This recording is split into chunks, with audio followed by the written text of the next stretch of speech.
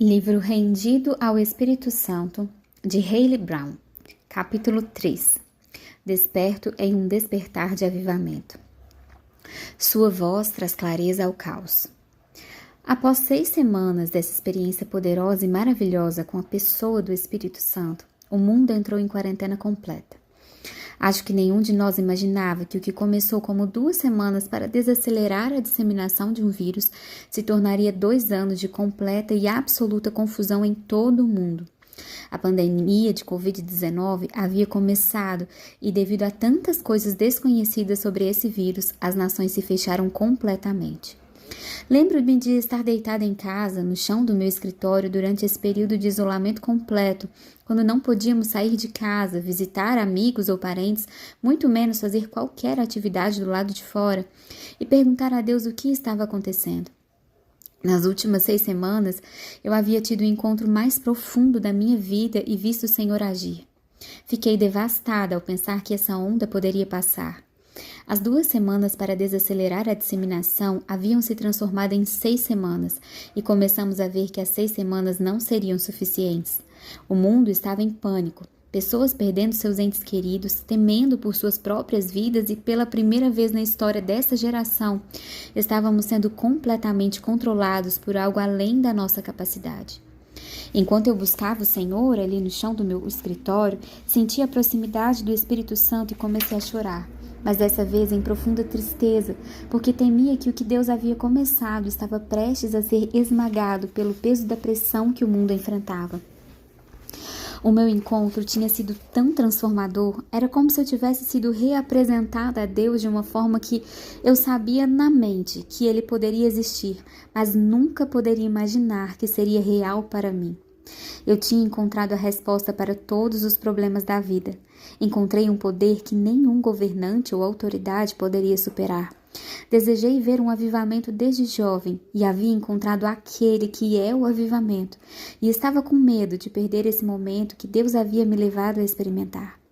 Eu carregava um mandato, uma promessa, mas não havia como reunir a igreja ou me encontrar com qualquer pessoa e me senti impotente e presa. Eu estava andando com uma revelação fresca de que o precioso Espírito de Deus estava disponível para cada um de nós, bem aqui, agora e sem limitações. Eu estava ardendo como uma chama sagrada, mas não tinha onde compartilhar ou entregar e estava com medo de que essa chama fosse apagada. Enquanto estava deitada no chão, clamando ao Senhor com todas as minhas perguntas e medos, Ele me encontrou e falou comigo. Ele não respondeu às minhas perguntas, mas disse algo incrivelmente simples e ainda assim absolutamente profundo em meu espírito. Ele disse: Haley, certifique-se de que você esteja desperta para um despertar de avivamento. Naquele momento, soube que Deus estava me tirando do foco de expor o que Ele estava fazendo em mim e me dizendo para cuidar apenas do meu próprio coração para administrar o que havia recebido. Ele estava me mostrando que isso era mais sobre me edificar do que edificar a igreja ou os outros. Eu precisava de um tempo escondida nele para aprender e descobrir a profundidade e o poder daquilo que havia recebido. Como uma mãe carregando um bebê nas primeiras semanas, o Senhor estava me convidando a tomar consciência de que eu carregava a promessa dele e ele queria toda a minha atenção para que eu pudesse proteger e nutri-la, para crescer e dar à luz algo do seu coração. Nossa atenção e a semente plantada. Isso era tudo o que eu precisava ouvir. Deus estava fazendo algo. Ele não havia parado e a sua mão estava nisso, mesmo que parecesse diferente do que eu havia previsto. Acho que ele estava falando diretamente contra o que todos enfrentávamos, e não apenas na pandemia, mas também em meio aos nossos encontros gloriosos com o Senhor. A distração. Quando Deus trabalha em nós, o inimigo quer desviar a nossa atenção e a nossa fé do que Deus está fazendo, para o que Ele está fazendo, para enfraquecer a nossa determinação. A nossa atenção é uma das maiores mercadorias sendo negociadas no mundo hoje. O reino espiritual prospera através da atenção. Para onde direcionamos a nossa atenção é onde depositamos o nosso foco e a nossa fé. No natural, o mundo do marketing sabe que aquilo que consegue a nossa atenção afeta a nossa percepção e, dessa forma, o que focamos e desejamos. As palavras que Deus fala, as escritas e as proféticas, são como sementes poderosas de avivamento sendo plantadas na nossa vida. Quando estamos famintos e rendidos, essas sementes conseguem criar raízes no solo do nosso coração e têm o potencial de crescer e florescer, tornando-se mais do que apenas fruto, mas uma árvore que dá muitos frutos. Quando Michael Koulianos profetizou sobre mim 3 meses antes de eu receber o toque tangível do Senhor, as suas palavras carregavam o DNA da transformação pelo reino empoderado pelo Espírito de Deus. Eram sementes plantadas em meu coração. As suas palavras tinham origem no reino, não era a mera palavra de um homem. Uma declaração formada na mente de Deus. Jesus desejava que o temor do homem morresse na minha vida. Quando dei a minha atenção e me rendi à palavra do Senhor e removi a mentira zombadora do inimigo, a semente da verdade começou a crescer além da erva daninha do medo em meu coração. O inimigo sabe que ele não pode competir com a autoridade e o poder de Deus, mas ele pode competir pela nossa atenção e afeição, o que determina como administramos a verdade em nosso coração. Como portadores da imagem do Senhor, foi-nos dada toda a autoridade no nome de Jesus. Ver Mateus 28:18. Mas precisamos andar em seus caminhos para exercê-la. Quando compreendemos a poderosa verdade que isso significa, tornamo-nos imparáveis para o inimigo. Quando eu me rendi aos caminhos do Espírito de Deus naquele momento, recebi a sua presença empoderadora para me mostrar um modo de vida escondido em Jesus, em vez das mentiras do mundo. Em Mateus capítulo 13, versículo 1 a 23, Jesus conta uma parábola sobre um semeador que semeia sementes. Ele revela o poder da competição pela nossa atenção e afeição, bem como quão poderosa e frutífera pode ser a nossa vida quando cuidamos do solo do nosso coração. A seguir a parábola. Então lhes falou muitas coisas por parábolas, dizendo: O semeador saiu a semear. Enquanto lançava a semente, parte dela caiu à beira do abismo, à beira do caminho, e as aves vieram e a comeram. Parte dela caiu em um terreno pedregoso, onde não havia muita terra, e logo brotou, porque a terra não era profunda. Mas quando saiu o sol, as plantas se queimaram e secaram, porque não tinha raiz. Outra parte caiu entre espinhos, que cresceram e sufocaram as plantas. Outra ainda caiu em boa terra, deu boa colheita, a 100, 60 e 30 por 1. Aquele que tem ouvidos para ouvir, ouça. Mateus capítulo 13, versículo 3 a 9, na versão NVI. Nessa parábola e explicação, Jesus está falando sobre a semente do reino que é semeada no nosso coração por meio de encontros com sua palavra, seu espírito e sua natureza. Quando Deus fala, Ele semeia no nosso coração a verdade do reino. Muitas vezes o inimigo tentará plantar sementes de medo e dúvida, competindo com a promessa divina, com a visão profética ou com o propósito que foi semeado dentro de nós. Nessa parábola de Mateus 13, Jesus explica ao povo como Deus, o Pai, vem semear sementes de promessa no nosso coração. São sementes de verdade e esperança, de vitória e alegria, sementes do nosso destino nele, de identidade, de romper e muito mais. No entanto, em meio a essas sementes do reino sendo plantadas, muitas vezes outras sementes são colocadas ao lado delas, competindo pelos mesmos nutrientes e recursos que as sementes de Deus. Se não cuidarmos do estado do nosso coração, as ervas daninhas das dificuldades crescem e sufocam a vida da semente do reino. A melhor coisa que podemos fazer é abrir o nosso coração diante do Senhor, para que Ele possa nos revelar as mentiras que estão prejudicando o que Ele disse. Quando o Espírito Santo começa a regar o solo do nosso coração, muitas vezes surgem outras coisas junto com as sementes plantadas. Neste caso, as circunstâncias da pandemia estavam regando um medo em meu coração de que o mover de Deus pudesse ser abafado por circunstâncias externas.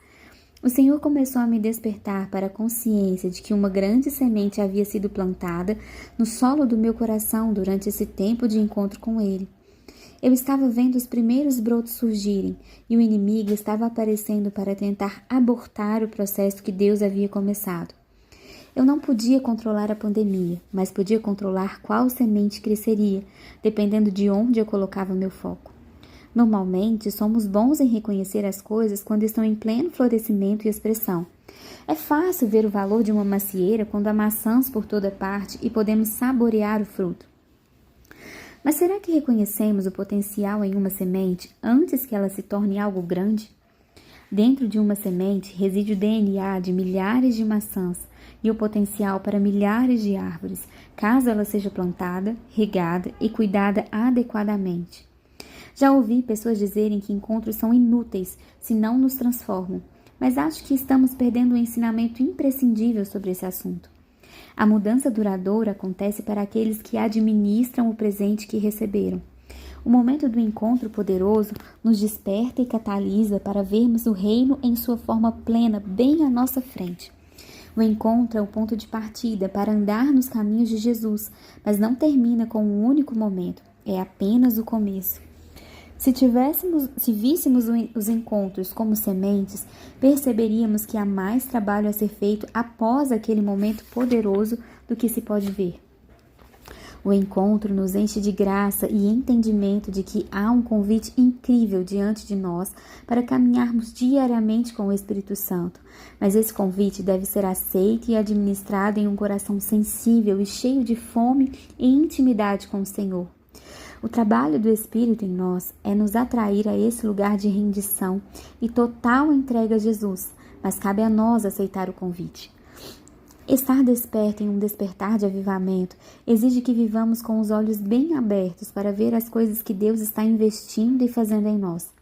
Reconhecer o poder das suas palavras em forma de semente, ver o grande potencial no DNA dessa semente e protegê-la com tudo o que temos. Onde depositar o foco? Eu amo como no meio desse capítulo de Mateus, antes de explicar qualquer parte daquela parábola, ele para e fala sobre a nossa necessidade de ter ouvidos para ouvir e olhos para ver. No meio da vida real, precisamos de ouvidos espiritualmente sintonizados para ouvir e olhos para ver o que o Senhor está dizendo e fazendo. Assim como precisamos de corações sensíveis a Jesus para compreender o que está acontecendo no reino espiritual, porque vivemos extremamente conscientes do que está acontecendo no natural. Em vez de olharmos as nossas circunstâncias externas, precisamos observar o que o Espírito Santo está fazendo e nos alinhar a isso. O mundo estava parando. Tudo o que Deus estava fazendo externamente no nosso ambiente fora interrompido abruptamente e não havia nada que eu pudesse fazer no natural. As mentiras do inimigo começaram a me cercar, sussurrando em meu ouvido, esperando criar raízes no meu coração. Mas no momento em que voltei o meu coração para Deus e ouvi a verdade que Ele estava falando sobre as minhas circunstâncias, isso arrancou qualquer mentira que o inimigo tentava usar para me convencer. Uma simples frase soprada por Deus, Hayley, esteja desperta para um despertar de avivamento. Era o que eu precisava para mudar a minha perspectiva e perceber que algo estava acontecendo, mesmo que eu ainda não pudesse ver. As suas palavras me deram a segurança de que ele estava fazendo algo, ainda que eu não conseguisse enxergar fisicamente. Foi preciso fé para acreditar nas sementes que ele havia plantado no meu coração. Foi preciso compromisso para permanecer atento à sua voz. Eu tive que dar tempo a ele, tempo na palavra, tempo em adoração, tempo conversando com ele. À medida que eu depositava nele o meu foco e afeto, isso produzia frutos muito maiores do que eu poderia imaginar. Essa é a vida vivida no Espírito e não na carne. A vida vivida com consciência do Espírito Santo e sua obra em nós dá-nos graça para entrar nos mistérios de Deus e em sua grande obra entre nós.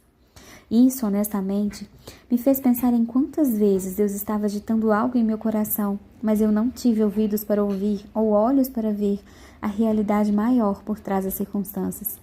Não sinto vergonha por isso, mas deixo que essa reflexão amoleça o meu coração e me leve à humildade, lembrando-me de permanecer conectada a Ele. Um encontro, por mais grandioso que seja, não pode nos sustentar. O encontro nos convida a uma maior consciência do nosso Rei e do seu reino. Encontrar o Espírito Santo nos deixa com mais fome de Jesus. É a nossa devoção diária a Jesus, à sua palavra e, portanto, ao seu coração, que nos mantém vigilantes e cultivando a sua verdade em nossa vida. O inimigo é um leão rugindo. O inimigo não vem para roubar algo que não tem valor. Isso não faria sentido. Quando um ladrão entra para roubar, ele procura pelos bens mais valiosos da casa. O ladrão, Satanás, persegue as verdades mais poderosas da nossa vida. Ele faz acusações contra as áreas em que nascemos para prosperar e revelar a glória de Deus. Ele não é criativo. Assim como aconteceu com Jesus no deserto, ele vem questionar a nossa identidade em Cristo como filhos e filhas e, consequentemente, a nossa autoridade sobre ele. Eu experimentei isso ao longo da minha vida. Sentia as suas mentiras tentando sufocar a palavra do Senhor. Por quê? Porque ele tem medo de uma noiva que está desperta para o poder do Espírito Santo e da verdade de que simplesmente não precisamos ser suficientes por conta própria. O inimigo passou tanto tempo tentando me convencer de que eu não era suficiente, tentando me fazer qualificar a mim mesma para que o Senhor havia falado, porque tem medo de um povo que reconhece que Deus é mais do que suficiente para nós. O inimigo teme um povo que se levanta no poder do Espírito, compreendendo que não precisa ser suficiente em si mesmo, mas apenas disponível para aquele que é totalmente suficiente. Eu vivi uma grande experiência de despertamento, mas o Senhor nunca para apenas em uma semente. A sua intenção é semear o mundo com a verdade do seu poder e disponibilidade. Ele queria expandir a minha fé para além de um despertar individual, porque deseja despertar o seu povo. As mentiras do inimigo eram convites para que eu me tornasse agitada, ansiosa ou impotente, sendo adormecida em um estado apático, mas Deus estava me convidando para uma nova realidade. Uma realidade na qual Ele estava fazendo uma grande obra nos bastidores, e o meu papel era me levantar no poder do seu Espírito, crer nele e fazer parceria em oração com o que Ele estava fazendo. Não sei se a oração em si estava movendo as coisas ou se era a oração que estava movendo algo em mim. Não tenho certeza se importa. Para mim, entender se eu estava movendo algo ou sendo movida. O meu papel era simplesmente me render à sua palavra, e à medida que eu fazia isso, as mentiras do inimigo que concorriam estavam sendo arrancadas e expulsas do meu coração e da minha mente. O cativeiro da vergonha e a liberdade da salvação. Não podemos controlar as circunstâncias ou as escolhas dos outros, mas podemos controlar o que permitimos crescer e criar raízes no nosso coração. O desafio para alguns de nós é permitir que o Senhor entre no nosso coração para fazer o trabalho que Ele precisa fazer. Passei muito tempo no início da minha caminhada cristã sentindo que deveria me apresentar bem para ser aprovada. Achava que precisava fazer tudo certo para ser amada pelo Senhor. Então, tentava esconder o meu coração dele e cuidar dele por conta própria. O que eu compreendi nos últimos anos é que Deus não nos despreza por nossas falhas, mas Ele libera o poder do convencimento, que pode trazer uma transformação real. Muitas vezes confundimos convencimento com vergonha. Vergonha é um ladrão. O Senhor me disse uma vez que ela é o espírito paralítico. A vergonha nos diz que quando fazemos algo errado, isso significa que somos pessoas más, corrompidas em nossa essência. Esse pensamento nos faz sentir impotentes para tentarmos qualquer transformação, pois acreditamos que o problema somos nós. A vergonha nos paralisa e nos impede de nos sentirmos capazes de ver mudanças. Essa não é a verdade do Evangelho. Quando acreditamos que somos impotentes, não carregamos a autoridade necessária para cuidar do nosso coração diante do Senhor e, por isso, vivemos um pensamento dualista. Num momento estamos na fé e no próximo no medo. O que falhamos em entender é que não estamos sob o espírito da religiosidade, mas somos salvos pela sua grande graça. Quando somos lavados pelo sangue de Jesus e o recebemos como preço pelos nossos pecados, nós nos tornamos uma nova criação. Ver 2 Coríntios capítulo 5, versículo 17. Não mais sob a lei do pecado e da morte, mas sob a aliança da sua graça que conduz à vida eterna. Somos aceitos legalmente como filhos na família de Deus e recebemos o Espírito Santo, que nos capacita a viver e pensar como Deus nos chama a viver. Em Jesus, Deus não mais nos identifica pelos nossos pecados, mas sim pelo sangue de Jesus, como puros e separados. Não estamos mais presos pelo pecado, mas fomos libertos do pecado e purificados de toda a injustiça pelo sacrifício do Cordeiro de Deus, puro e imaculado. Quando não compreendemos a salvação do Evangelho, a narrativa da vergonha se perpetua na nossa vida. Na vergonha, ficamos com medo de deixar Deus cuidar do nosso próprio coração. Nos afastamos da sua convicção e da responsabilidade pelo que está crescendo nele, porque temos medo de sermos desqualificados. A rejeição é um dos maiores receios que os seres humanos enfrentam, porque fomos criados para viver em conexão. O espírito de religiosidade diz que precisamos ser perfeitos para sermos aceitos, e assim rejeitamos as nossas fraquezas e falhas, pois temos medo de sermos inúteis para o Senhor. É por isso que a vergonha nos paralisa. A vergonha nos faz sentir presos em nossos próprios ciclos, presos pela nossa história, pela nossa dor, pelas palavras que nos foram ditas por outros e por muito mais. Mas isso não é a nossa porção. Deus nos deu o Espírito Santo para caminharmos em nossa adoção como filhos e filhas, e se permitirmos, Ele cuidará do nosso coração e trará convicção santa para a nossa alma.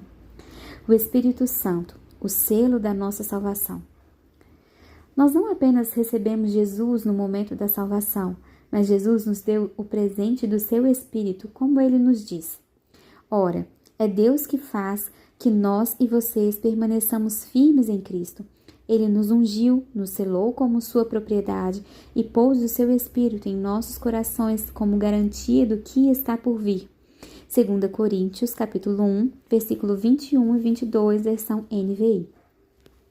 Esse evangelho que quebra a vergonha e traz salvação não nos é dado apenas por um momento, mas esse momento poderoso inicia com a obra de libertação e santificação em nós para o resto dos nossos dias na terra. A grande obra da salvação é selada pelo presente que Jesus nos deu, o seu próprio Espírito para habitar em nós. A obra do Espírito em nós é o que produz transformação, não o nosso esforço, mas a nossa rendição à sua obra. O Espírito de Deus é chamado de Espírito Santo, porque ele é absolutamente puro e perfeito, e ele caminha conosco diariamente, enchendo-nos com o seu poder para vivermos em pureza e santidade como ele é. Não podemos nos tornar puros sozinhos. Isso é impossível.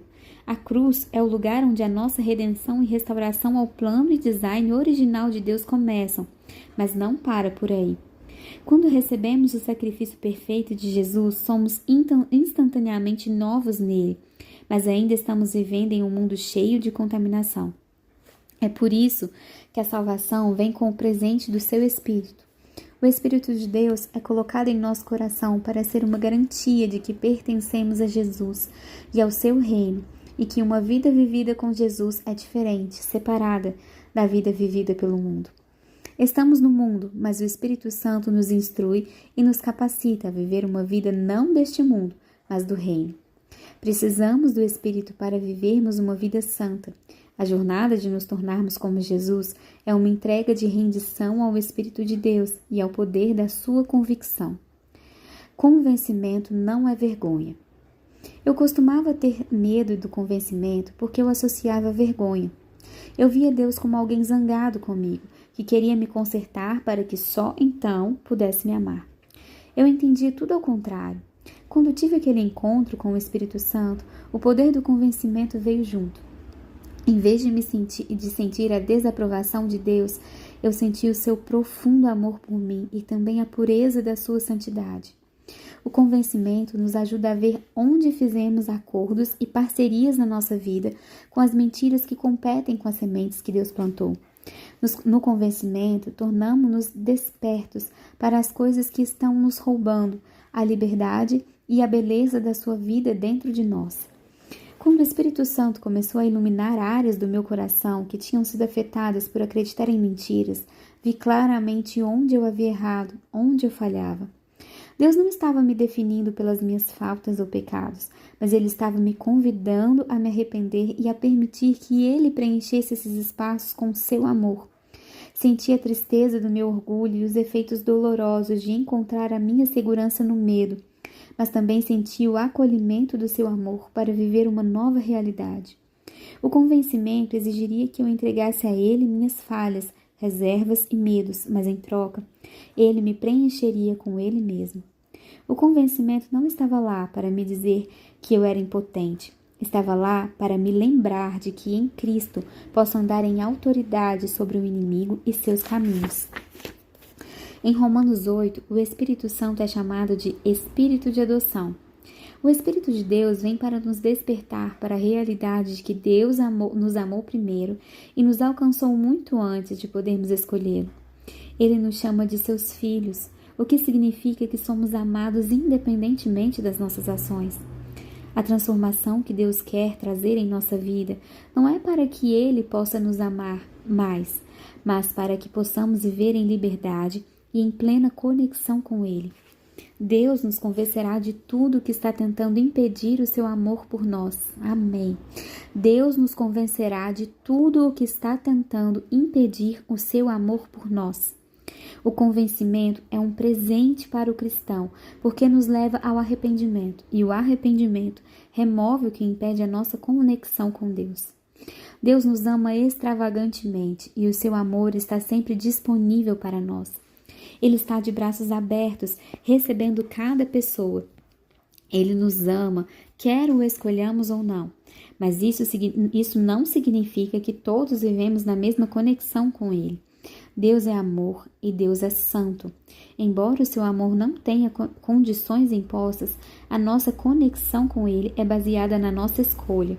Porque Deus é santo, Ele não pode viver em união com o pecado, pois a sua natureza é santa e ela nunca muda. Quando escolhemos o pecado, violamos a nossa nova natureza em Jesus e também nossa conexão com o Senhor. Não podemos viver em pecado e em íntima conexão com o Espírito Santo.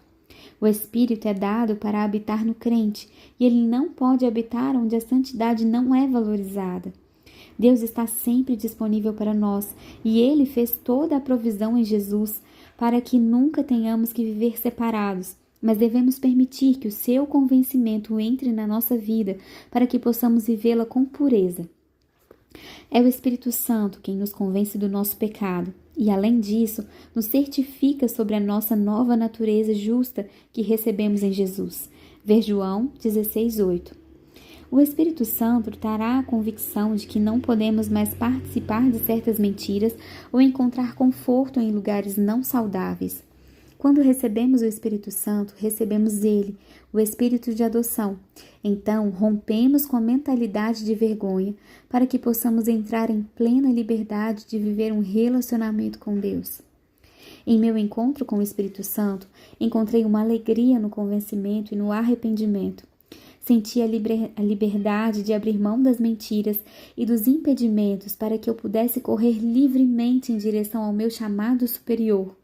Eu havia gastado tanto tempo e energia acreditando que, para ser uma boa líder, todos precisavam estar felizes comigo.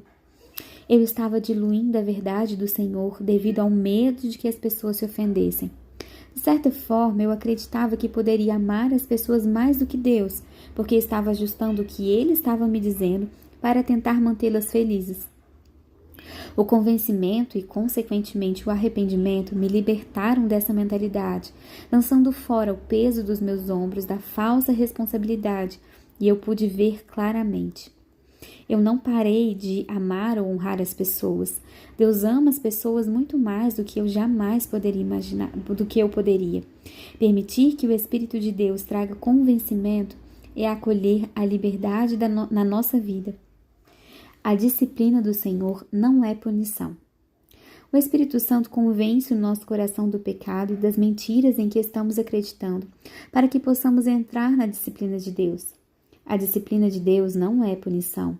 A punição lida apenas com a ação, enquanto a disciplina lida com o coração. A punição é para o benefício de quem pune, que tenta controlar e apenas melhorar as aparências, enquanto a disciplina é para o bem da pessoa que a recebe e traz alinhamento com a pureza do coração. Hebreus capítulo 12, versículo 11, diz que a sua disciplina produz frutos de justiça e paz. Isso significa que a sua disciplina nos convence de qualquer coisa que queira nos roubar de viver uma vida limpa, pura e em perfeita paz. O seu convencimento vem com o fruto da paz. O convencimento aborda qualquer coisa que interfira no seu amor e na proximidade em nossa vida. Para estarmos despertos em um avivamento, é necessário uma entrega total à sua mão e à sua natureza. Precisamos permitir que Deus estabeleça sua plena residência em nossa vida e devemos dar a Ele total liberdade para trazer convencimento ao nosso coração, a fim de que possamos nos mover sem inibições no poder do Espírito Santo. É o inimigo que quer nos envergonhar. A voz da vergonha diz assim: como você pode deixar isso acontecer, cristão? Você deve ser uma pessoa realmente ruim ou muito danificada para ter isso em seu coração ou em sua mente. Todos nós já ouvimos essa voz ou outras vozes parecidas. No entanto, a voz do convencimento parece uma voz que nos aproxima da santidade de Deus e nos lembra de que fomos feitos muito limpos e muito puros para permitir que essas coisas existam na nossa vida, quando Deus vive dentro de nós. Como mãe, eu disciplino os meus filhos para o destino que Deus os chamou. A disciplina está conectada à visão profética. A disciplina não é simplesmente ajustar os comportamentos, mas apontar aos nossos filhos quem Deus os chamou para ser e o que Ele os chama a fazer. É ajustar mentalidades e sistemas de crenças para o modo como Deus pensa. Quando as ações dos meus filhos não estão alinhadas com a verdade de quem Deus os chama para ser, eu venho com a correção para redirecioná-los à verdade. É apenas a verdade que o Senhor fala, Jesus, o caminho, a verdade e a vida, que traz liberdade completa. Quando os meus filhos eram pequenos, todos passaram pela fase de usar as mãos para se comunicar. Quando estavam frustrados com um irmão ou conosco, batiam ou empurravam com agressividade para mostrar que estavam irritados. Quando o nosso filho mais velho começou a fazer isso no início, eu dizia a ele que estava errado e que ele não poderia se comportar assim, e era verdade. No entanto, isso não causou muita mudança em seu comportamento. Um dia eu estava perguntando ao Senhor o que deveria fazer acerca das suas agressões, e o Senhor me disse que na próxima vez que ele agisse assim, eu deveria lembrá-lo do propósito para o qual Deus criou as suas mãos. Na próxima vez que meu filho me bateu, eu o sentei em um banquinho no nosso banheiro. Então, primeiro, eu senti empatia com as suas frustrações e expliquei por que não era aceitável bater apesar desses sentimentos. Depois, fui além e o lembrei de que Deus havia criado as suas mãos para o amor. Comecei a beijar gentilmente cada mão e a falar sobre como existe um amor especial em suas mãos e como elas são feitas para a gentileza e a bondade. Eu disse a ele que as mãos não são para bater e comecei a acariciar o meu rosto e o dele com as suas mãos, compartilhando sobre a ternura nelas. Foi naquele dia que tudo mudou. À medida que começamos a corrigir o comportamento errado e a reforçar por que Deus fez as mãos do nosso filho, algo mudou nele. E depois de algumas vezes, as agressões pararam.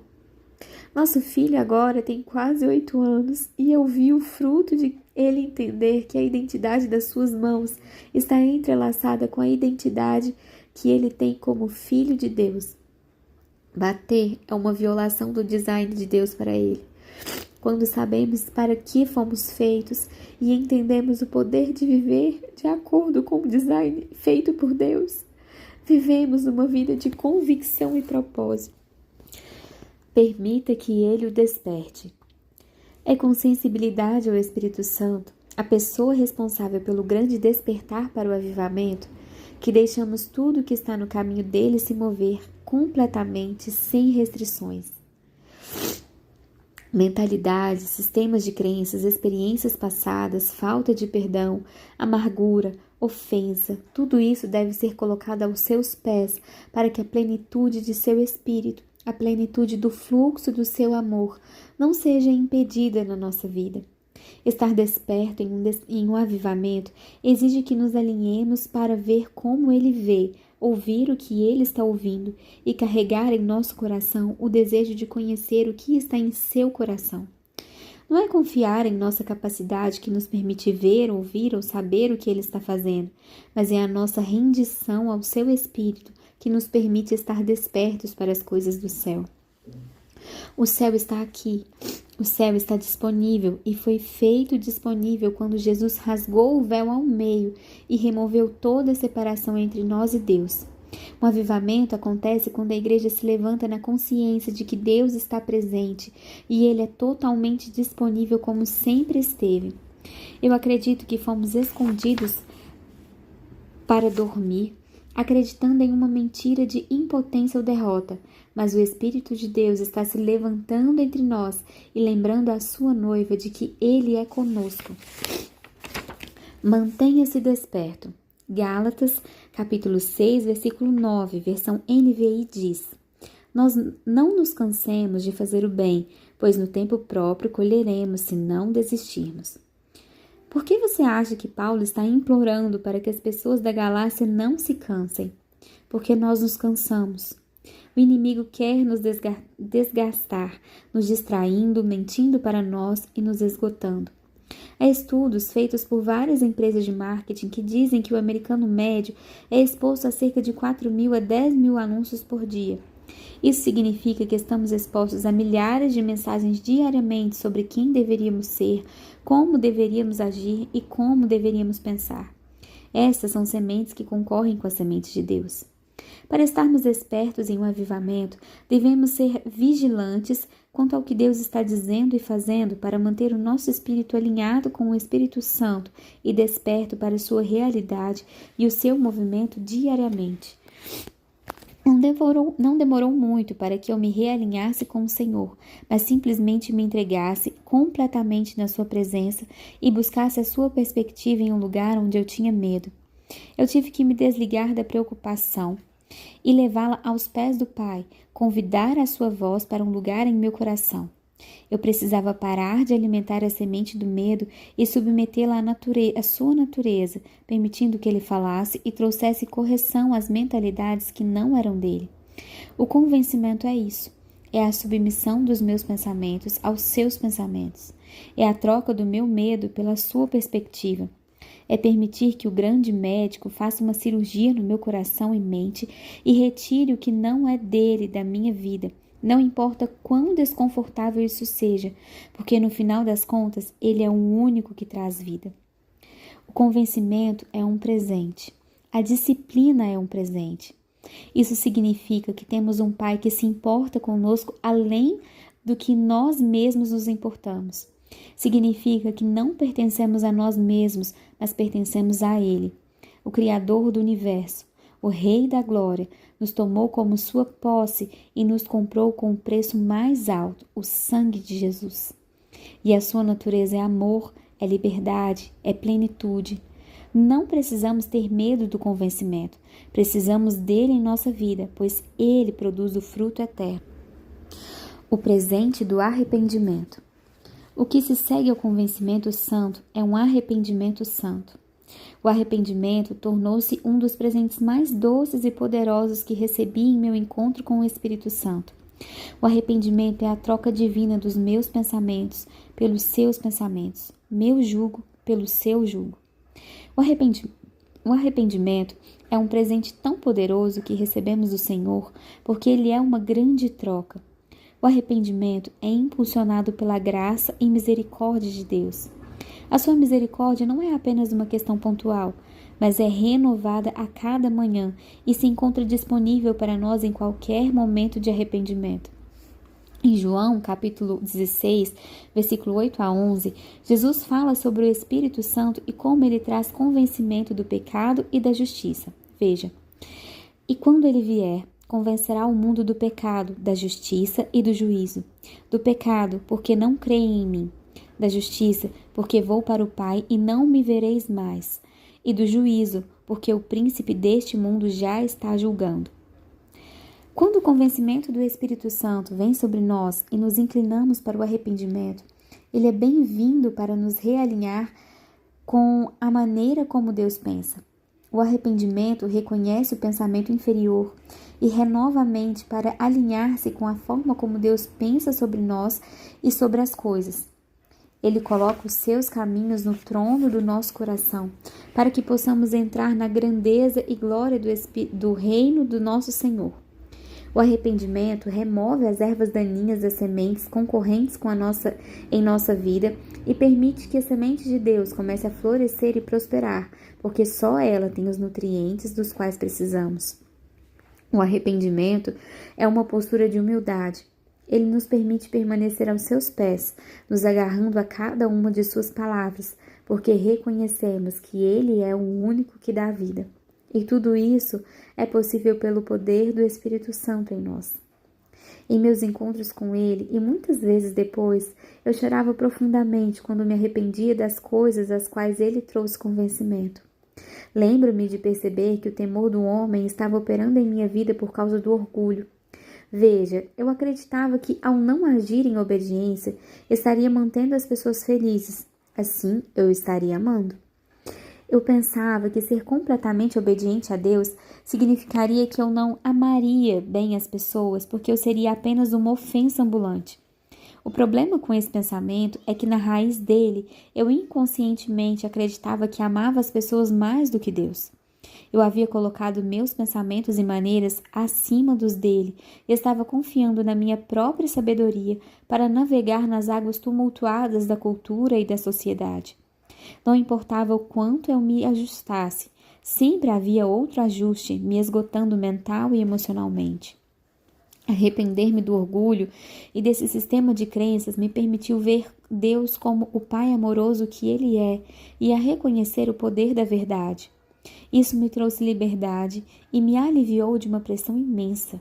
Não fomos feitos para carregar o peso da verdade, mas para deixar que Jesus a defina e a cumpra em nós. Simplesmente nos submetemos a ela. O Espírito Santo convence o nosso coração da verdade, e a verdade é tão amável porque é libertadora. Acreditamos em uma mentira na sociedade de hoje, de que se é a verdade, então vai nos fazer sentir bem. Amar alguém nem sempre vai fazê-lo sentir-se maravilhoso. Pense nisso. Seus amigos estão embarcando em um cruzeiro para iniciar umas maravilhosas férias e uma grande aventura. Você sabe que eles passaram os últimos 4 meses economizando, preparando, fazendo as malas, planejando, e você está indo ao aeroporto para vê-los partir. Enquanto eles caminham para o navio e acenam... você está indo ao porto para vê-los partir. Enquanto eles caminham para o navio e acenam para você, dando-lhe tchau, você nota que o navio tem um buraco gigante que ninguém viu, abaixo da superfície. Naquele momento, você pode sentir a empolgação e a ansiedade dos seus amigos. Eles tiraram férias do trabalho e gastaram as suas economias nessa viagem. Contudo, não importa quão empolgados eles estejam e quão desapontados ficarão, não é amor deixá-los navegar com um problema potencialmente ameaçador à vida deles. Não é bondade ignorar o que Deus está dizendo, mesmo que seja desconfortável. Reformulamos o amor e o transformamos em conforto. A verdade nem sempre é confortável, mas quando é dada com coração de amor, é incrivelmente útil e muitas vezes salva vidas. O meu encontro com o Espírito Santo me permitiu ver a raiz desse sistema de crenças, me trouxe a um lugar onde eu pude entregá-los ao Senhor e permitiu que Ele remodelasse os meus pensamentos. O arrependimento me permite entrar na graça salvadora de Deus e viver em saúde e plenitude. Não é sempre confortável, mas é incrivelmente bom para mim e eu posso sentir a sua bondade nisso. Eu não quero uma vida de conforto, eu quero uma vida cheia de propósito, esperança e alegria. Esse é o trabalho do arrependimento. Portanto, irmãos, rogo-lhes pelas misericórdias de Deus que se ofereçam em sacrifício vivo, santo e agradável a Deus. Este é o culto racional de vocês. Não se amoldem ao padrão deste mundo, mas transformem-se pela renovação da sua mente, para que sejam capazes de experimentar e comprovar a boa, agradável e perfeita vontade de Deus. Romanos capítulo 12, versículo 1 a 2, NVI. O arrependimento renova nossa mente e nos permite pensar como Deus. Ele nos permite acessar a misericórdia e a graça de Deus e experimentá-las. Não precisamos ter medo do arrependimento, achando que ele nos fará sentir mal pelo resto da nossa vida. O arrependimento é doloroso por um momento, mas à medida que recebemos a graça e a misericórdia de Deus, começamos a sentir a liberdade que Ele traz e assim a alegria. Deus é a vitória. Ele é a esperança, a alegria, a liberdade e a vida. O arrependimento me permite entregar o meu pecado e a minha tristeza e receber a sua maneira de pensar. No arrependimento, o trabalho do Espírito de Deus é iluminar o que há em nosso coração, para que qualquer coisa que traga obstáculo à plenitude da sua vida seja removida. Quando nos arrependemos do pecado, o sangue de Jesus nos limpa e assim nos tornamos novos e a nossa mente é transformada e renovada. Quando vivemos uma vida alinhada com os caminhos de Deus, damos pleno acesso ao trabalho do Espírito Santo em nós. 1 Coríntios capítulo 2, versículo 10 ao 16 diz: Mas Deus o revelou a nós por meio do Espírito. O Espírito sonda todas as coisas, até mesmo as coisas mais profundas de Deus. Pois quem dentre os homens conhece as coisas do homem, a não ser o Espírito do homem que nele está? Da mesma forma, ninguém conhece as coisas de Deus, a não ser o Espírito de Deus. Nós, porém, não recebemos o Espírito do mundo, mas o Espírito procedente de Deus, para que entendamos as coisas que Deus nos tem dado gratuitamente. Delas também falamos, não com palavras ensinadas pela sabedoria humana, mas com palavras ensinadas pelo Espírito, interpretando verdades espirituais para os que são espirituais. Quem não tem o Espírito não aceita as coisas que vêm do Espírito de Deus, pois lhes são loucura, e não é capaz de entendê-las, porque elas são discernidas espiritualmente. Mas quem é espiritual discerne todas as coisas, e ele mesmo por ninguém é discernido, pois quem conheceu a mente do Senhor para que possa instruí-lo? Nós, porém, temos a mente de Cristo. Assim encerra o capítulo 3, e se você quiser receber a notificação sobre os próximos capítulos, você pode se inscrever e ativar esse sininho, que significa ativar as notificações. E em breve, o mais rápido possível, eu vou publicar aqui os próximos capítulos. Obrigada pela atenção e até a próxima.